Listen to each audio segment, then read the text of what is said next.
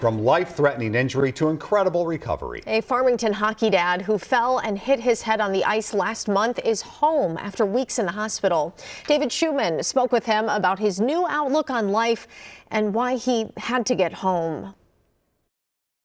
I have these beanies. Jake Casel can't do much of anything without first protecting his head. I got this great Wayne Gretzky Jofa helmet that they wore back in the 70s and 80s. It can be considered a miracle he's even here in the first place. Right now, there is no bone there. It's a soft tissue. A piece of Jake's skull had to be removed after a terrible fall last month on his backyard ice rink in Farmington.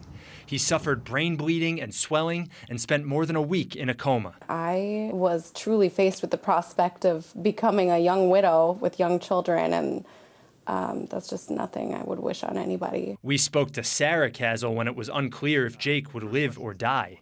Then he started to improve and woke up. And I've gone through a lot of speech therapy, occupational therapy, physical therapy. I wanted to get home to my wife and kids. That was the biggest thing. The neighborhood has continued to make use of the Casel's rink as Jake recovers. It likely won't be long until he's back on the ice himself. I'm antsy to do everything. Will you skate again? Oh, definitely. I'll definitely skate again. I'll just make sure I wear a helmet. You should wear it every time you're skating. They've learned how everything can change in an instant. As Jake's life slowly returns to what it was, the Casels aren't losing sight of the people who supported them. Family, medical staff, friends, strangers. It's overwhelming. I never thought such a group of great people and friends would come together to not only help me, but my wife and family. I couldn't be prouder of him and how hard he's working. In Farmington, David Schuman, WCCO News.